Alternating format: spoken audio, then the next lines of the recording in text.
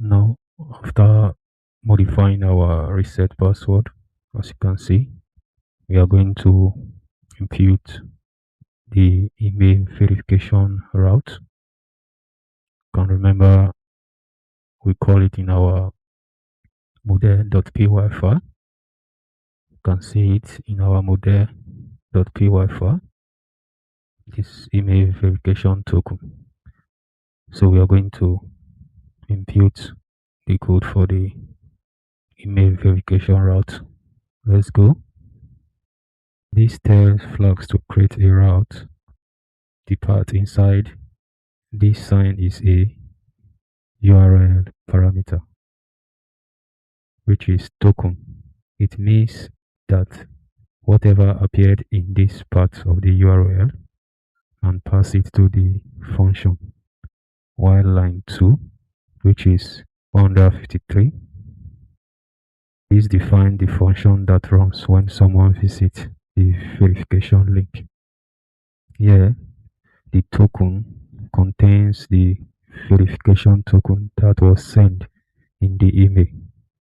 While this line 154, this is the most important line. It calls your helper function. The function then checks whether the token is valid. You also check whether it has expired. If it is valid, extract the email address that was stored inside the token. In line 156, which is if not email, this means if there is no email, or you can use if email is none, which means empty or invalid. The verify underscore email functions return the user email if the token is valid, and it returns none if the token is invalid or has expired.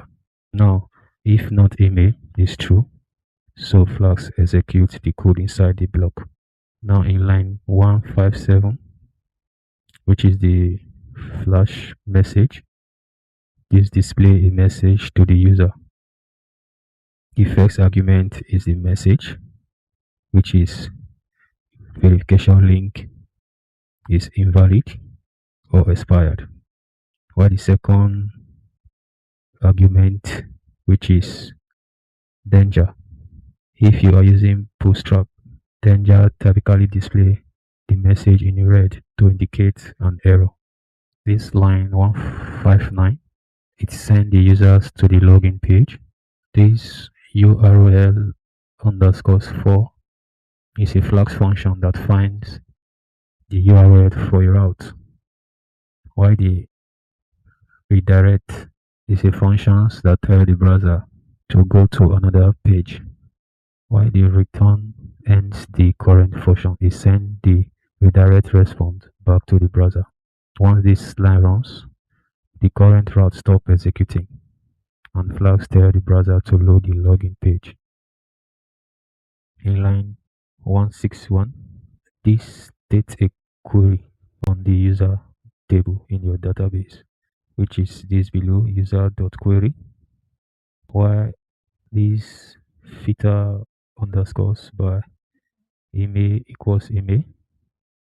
This tells Shaman to find a user whose email column matches the value stored in the variable email.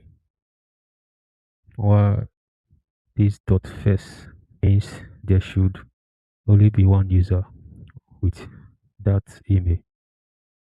So dot first returns the first machine user object, or none if no user is found. Line 163, if not user, this means if no user was found, which is user equals none. While in line 164 is a flash message. This displays an error message to the user. While in line 166, this sends the user to the login page. 168 is a user object from your database. The user email has not been verified, is referred to as false, while the user email has been verified, referred to as true. So This line means if the user email is already verified. While in line 169, which is the flash message that display a message to the user. The info usually display the message in a blue information box if you are using Bootstrap. While in line 171, this redirect the user to the login page. Why this check is important?